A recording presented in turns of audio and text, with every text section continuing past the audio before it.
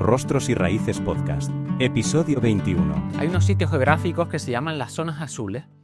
Se caracterizan porque son sitios geográficos donde la prevalencia de adultos mayores que superan los 100 años es elevada. Entonces, eso ha sido motivo de estudio. Sitios como Loma Linda en Estados Unidos, Nicoya en Costa Rica, en Grecia Ícara, en Italia Cerdeña y en Japón Okinawa. Ahora se ha propuesto Ourense como española y probablemente entre también Singapur. Entonces, esto ha sido objeto de estudio porque lo que se ha visto es pues, esos estilos de vida, ¿no? ¿Por qué la población llega tan bien y tan centenaria, ¿no? Y ha sido por lo que se ha estudiado más o menos es la alimentación, tipo de alimentación no procesada, sino muy natural. El estilo de vida, un estilo de vida no tan ajetreado, sino menos estrés, con un propósito, ¿vale? Un propósito de vida, levantarse todos los días por algo, esa motivación, esa red social, una red social que es mucho, no tiene por qué ser muy, muy grande, pero sí sea corta, pero enriquecida. Entonces todo eso ha sido muy estudiado y yo creo que son las claves también de antienvejecimiento, realmente. Ejercer sobre el estrés, la alimentación, ejercicio, evitar la inactividad, ¿vale? Y las redes sociales. Yo creo que son los principales 4 anti-aging que llaman, que hay que tenerlo en cuenta. Claro, al final los países van envejeciendo, pero también yo le añadiría también un poco eso, la inversión también, ¿no? Es decir, hay que gastar porque me salvo en Maras de Orense, pues yo recurrí a Orense pues, a un balneario, hacer balneoterapia, hacer actividades de, pues igual que tenemos los planos del inserso, que es gente que conviva, en fin, hay que invertir en los mayores, ¿no? Que Efectivamente. igual que han cotizado, también hay que invertir y gastar en ellos. Hay que invertir, hay que hacer más recursos, más actividades. Hay una página web que se llama soledadnodeseada.es, Sí. que es del Ayuntamiento de Madrid, donde hacen excursiones, hacen cine, van a actividades de cine, hay visitas a domicilio, hay una serie de actividades que nos vienen genial. Hola, comenzamos este episodio 21 del podcast Rostros y Raíces, donde vamos a trabajar el tema de la geriatría. Estamos en una residencia de mayores de la Comunidad de Madrid. Contamos con René. Bienvenido. Muchas gracias, Ángel. Bueno, encantado de estar aquí. En primera, gracias, Ángel, por esta oportunidad, por este público tan maravilloso también que representa un poco la experiencia, la memoria y la vida, ¿no? Porque también eso es importante, que siempre hay que celebrarlo. Y desde luego hay una oportunidad para comentar qué es la geriatría y la importancia de nuestros mayores, de la sociedad y un poco de cómo se involucran, ¿no? Todos los actores. Tenía una pregunta del episodio anterior de Diego Suárez, que trabaja el envejecimiento, ¿no? El alargar la vida, en la calidad, y bueno, quería si la podías mirar la pregunta y contestarla.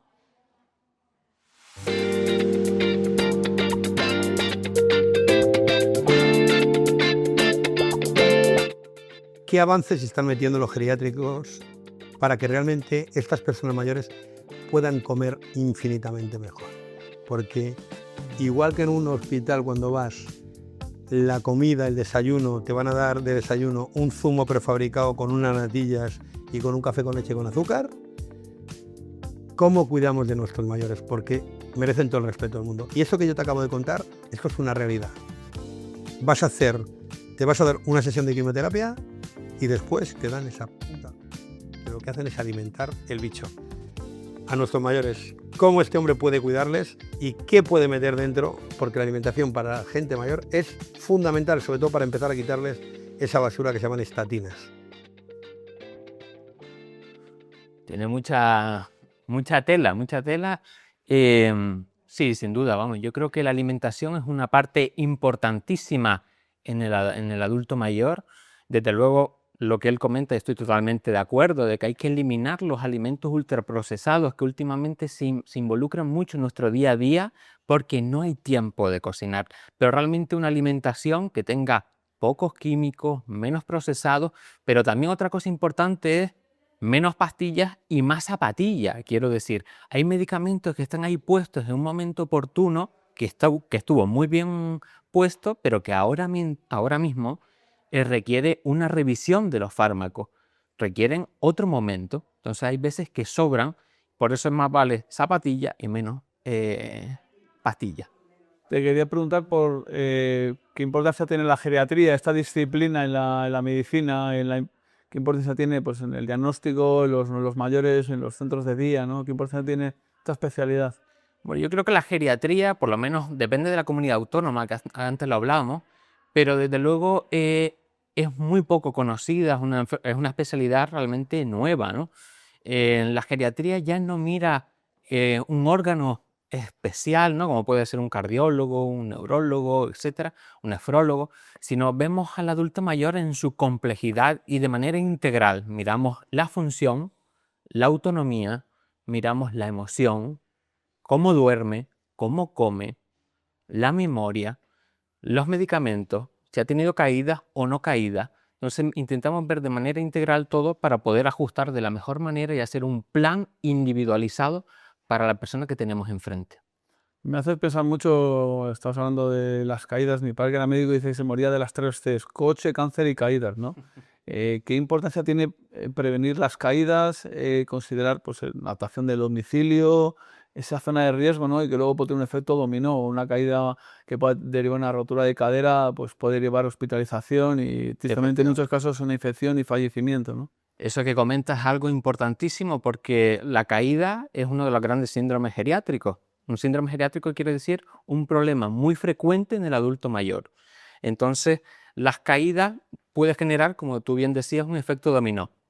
Hay una caída, hay una fractura, hay un ingreso, operamos, pérdida de autonomía, entonces se van cayendo todas las fichas hasta generar dependencia, ¿no? Que es lo que nosotros intentamos evitar a todo riesgo, ¿no? Y desde luego las caídas tienen como dos causas. Una causa que son las extrínsecas que se llaman, que son las causas medioambientales, que es las que podemos intervenir también. Alfombra, barandilla, iluminación, las zapatillas que estén bien sujetas al pie, ¿vale?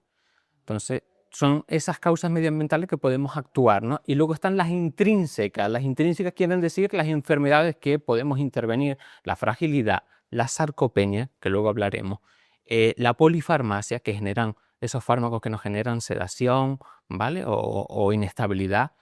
La audición, la visión, son las cosas que podemos intervenir en esa persona para evitar las caídas.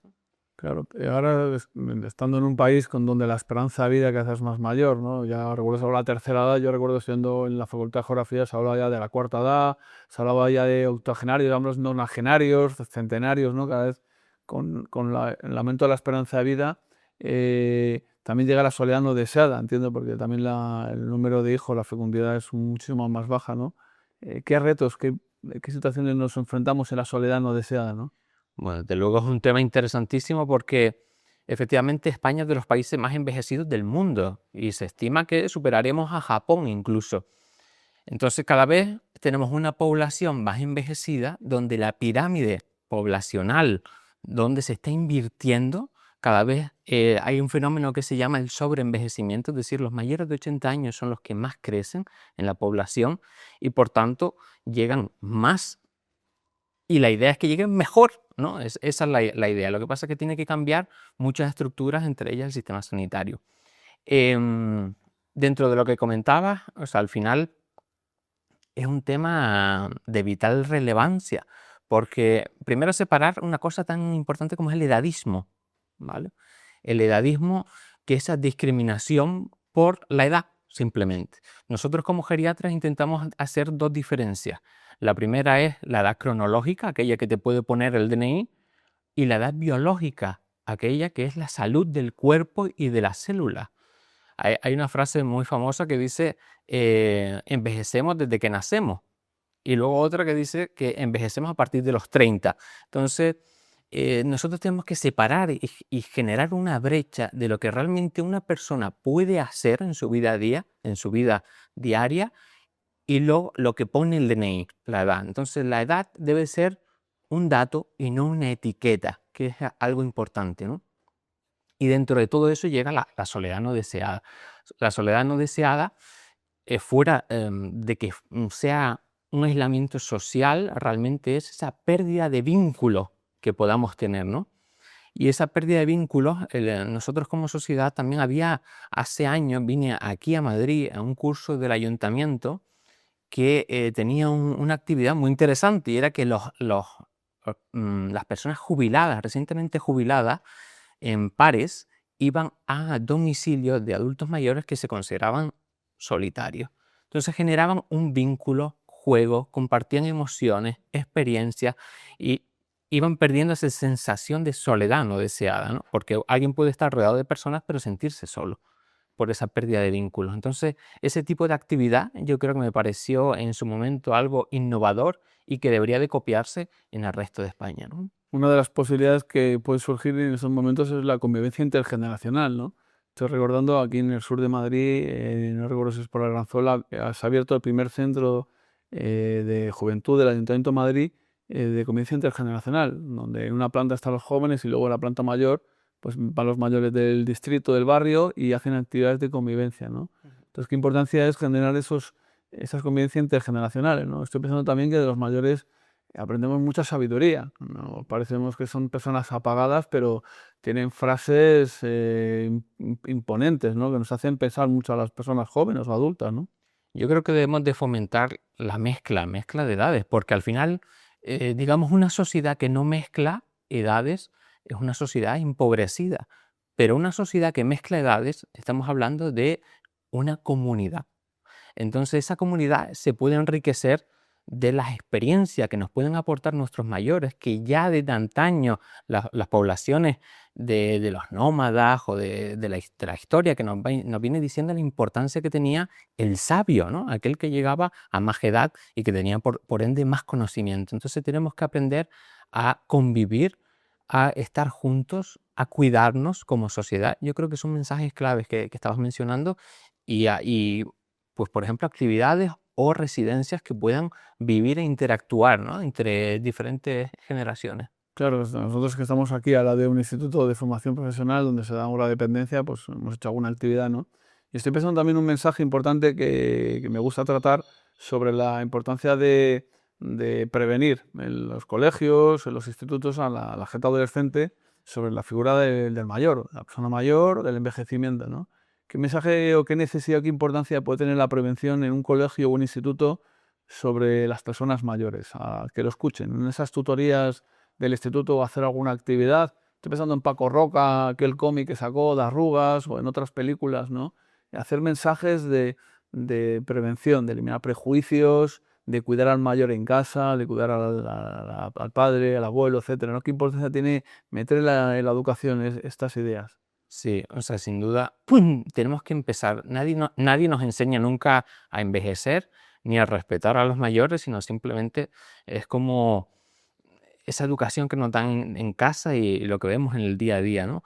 Entonces, es tan importante que ellos vean el ejemplo de cómo se trata. Yo creo que es una oportunidad importantísima la que tú puedes elaborar como haces, Ángel, de venir colegios aquí a ver cómo están, compartir experiencias, compartir historias, compartir memoria, ¿no? Yo creo que generar esos vínculos de juegos que comentabas, de la música, yo creo que va generando como una simpatía y una conexión y aprenden a ir viendo lo que les tocará en un futuro, que será el envejecer, ¿no?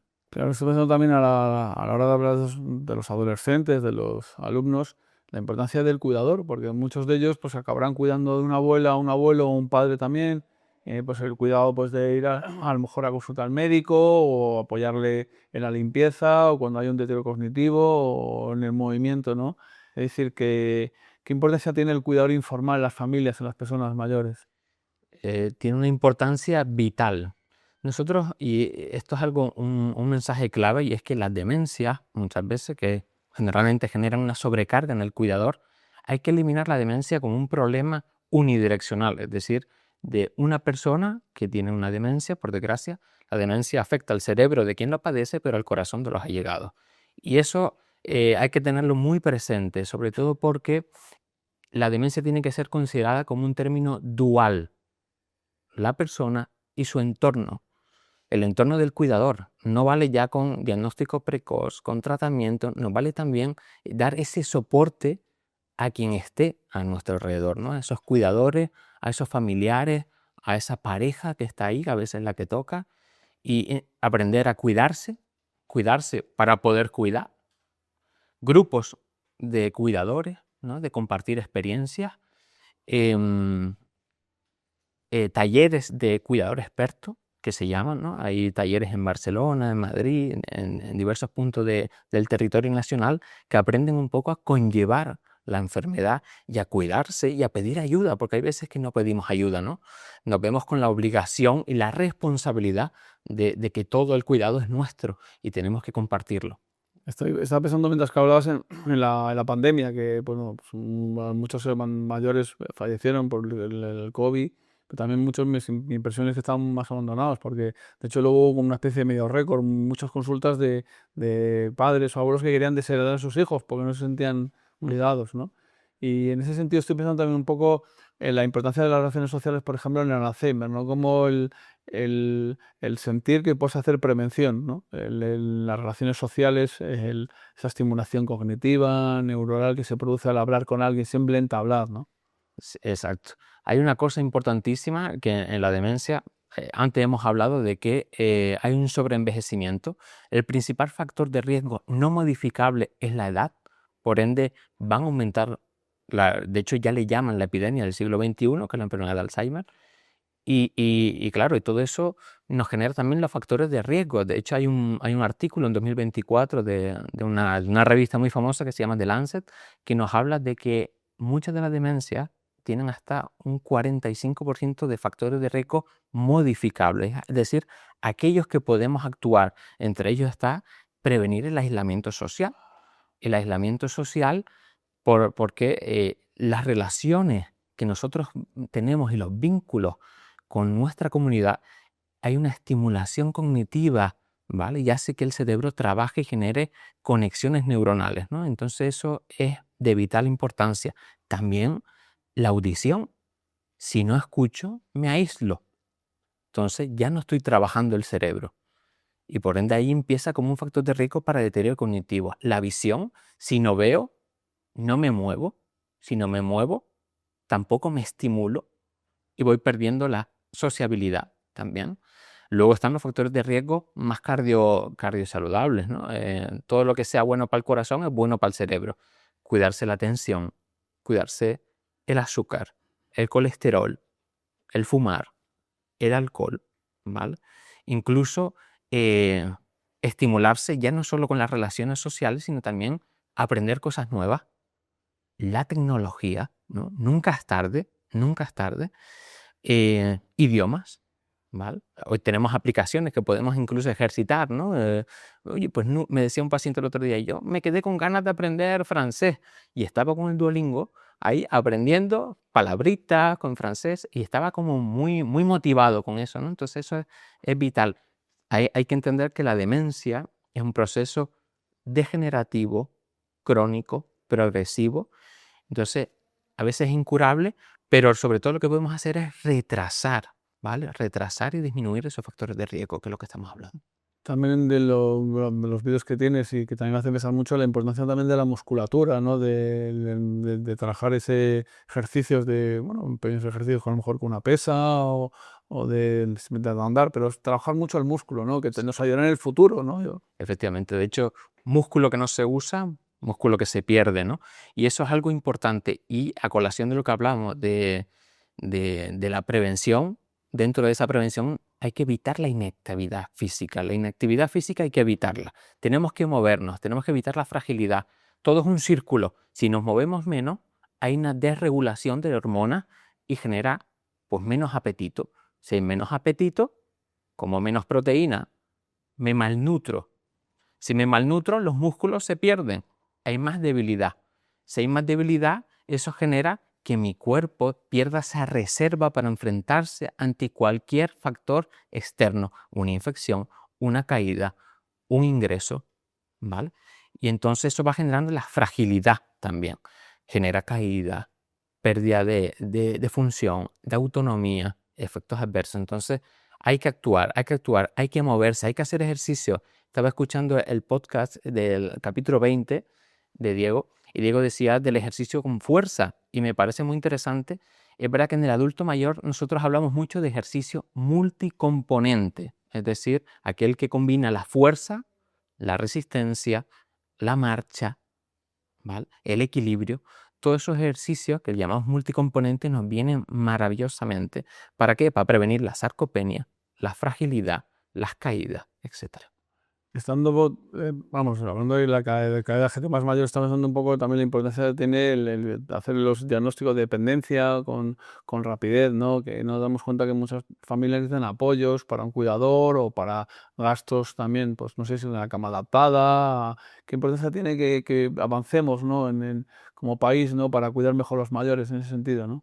Yo creo, Ángel, que lo más importante es dar respuesta ante un problema que tenemos. Nosotros teníamos la ley de dependencia, por lo menos en Canarias, para que nos diesen una respuesta. Estábamos tardando 2 años de ley de dependencia. 2 años, la situación ha cambiado muchísimo.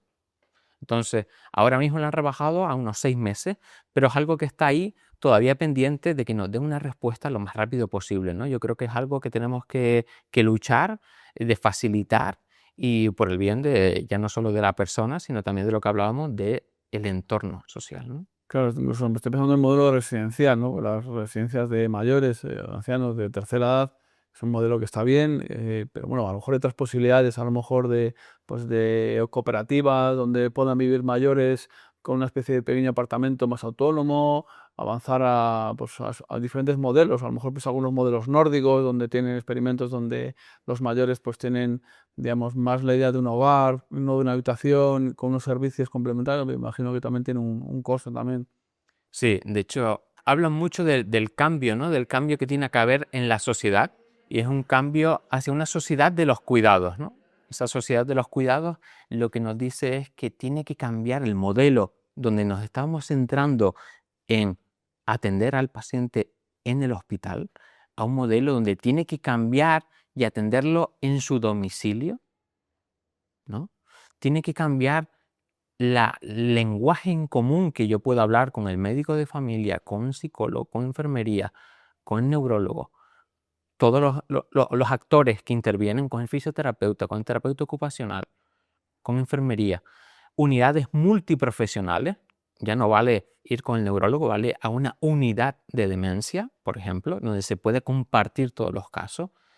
Tiene que cambiar un poco los modelos asistenciales, más modelos intermedios, donde la gente también pueda ir a recuperarse de una fractura de cadera, por ejemplo. Tiene que haber más dispositivos o camas sociosanitarias, más asistencia a residencia, donde también los médicos podamos ir a residencia y dar soporte también a un médico en residencia, atender pues a las curas de cuidados complejos que requieren, ¿no? Muchas veces. Y luego, pues, modelos como el cohousing, que es lo que estabas mencionando también, más camas de residencia. Desde luego tenemos que investigar y buscar, digamos, respuesta a este cambio de la sociedad que estamos viviendo, ¿no? Claro, y también pensando un poco lo que hablábamos antes, me hacía pensar que también es el estar solo también mata, ¿no? Es decir, que como pueden bajar las defensas, ¿no? Estoy pensando un poco la idea de algo que sucede ahora mucho, que es una tendencia a caer más depresión, ¿no? Pero a veces confundimos depresión con apatía. Puede ser un día triste, vacío, pero a lo mejor te puedes levantar si hay un estímulo, ¿no? Pero la depresión sería algo más profundo, ¿no? Algo más complicado quizás de trabajar, ¿no? Lo de la depresión, yo creo que la salud mental es la gran pandemia. La gran pandemia. Yo creo que hemos avanzado como sociedad porque hemos eliminado un mito, que era el mito de ir al loquero, ¿no? Es como quien iba al psiquiatra era como ir al loquero o incluso ir al psicólogo. Hoy en día ya todo el mundo te lo dice y abiertamente te dice, tengo que ir al psicólogo porque la gestión del estrés, que eso también es importante, ya sea cuidador o incluso usuario, necesitamos gestionar el estrés, necesitamos también comunicarnos y hablar abiertamente. Entonces, me parece importantísimo, pues al final todo, ¿no? Todo la comunicación, eso que decías, y, y bueno, yo creo que dar respuesta, ¿no? Dar respuesta a todo. Bueno, pues muchas gracias, René. Ya para acabar, te quería, si podías dar un mensaje a los estudiantes por su idea del mayor, en fin, qué posibilidades tienen, que podamos aprender de ellos. Bueno, yo creo que podemos aprender todo, ¿no? Todo. Yo creo que tenemos que aprender a una de las cosas más importantes y es a escuchar. La escucha activa muchas veces se nos olvida, ¿no? Se nos olvida. Yo creo que tenemos que aprender a escuchar, a atender, a dejar que se exprese la otra persona, a aprender, ¿no? A generar pues, esa comunicación bidireccional. Tenemos que ayudarnos también de las nuevas tecnologías, ¿no? Y de las nuevas tecnologías no para sustituirnos, sino para darnos apoyo, ¿no? Hay una hora nueva que nos ayuda como a redactar informes o en la consulta. Y eso es bueno porque ya podemos alejar la típica imagen de ir al médico y que no te mire, ¿no? Que muchas veces hay esa queja del médico ni me ha mirado, sino simplemente está escribiendo, a que yo me pueda centrar en quién me está contando, ¿no? ¿Qué me está contando? ¿Quién me lo está contando? ¿Qué emociones le está poniendo? ¿No? Eso que hablaba, de poder discernir, por lo que tú decías antes, de la apatía y depresión, ¿no? De esa pérdida de iniciativa, o realmente hay algo más emotivo detrás. Y a colación de lo anterior, que quería decirlo, estamos escribiendo con un artículo también de cómo la diferencia de depresión puede haber en el adulto mayor a expensas de la mujer y del hombre, porque no se expresan igual. La mujer tiende a ser más comunicativa, te suele decir más abiertamente lo que siente, suele tener más labilidad emocional. El hombre suele ser más retraído, no quiere contarlo, o suele generar más irritabilidad. Por ende, son como dos manifestaciones clínicas totalmente distintas que hay que tener en cuenta, ¿no? Entonces, todo eso que nos ayude a focalizar en quién nos lo está contando será más fácil para el clínico también. Bueno, pues muchas gracias por venir, por estar con nosotros aquí a la residencia de los mayores, y despedimos este episodio del podcast Rostros y Raíces de Geriatría y os remitimos al canal de YouTube donde podéis ver el episodio completo, a Instagram y TikTok donde podéis también ver los vídeos de reflexión. Muchas gracias. Muchas gracias por compartir. Muchas gracias.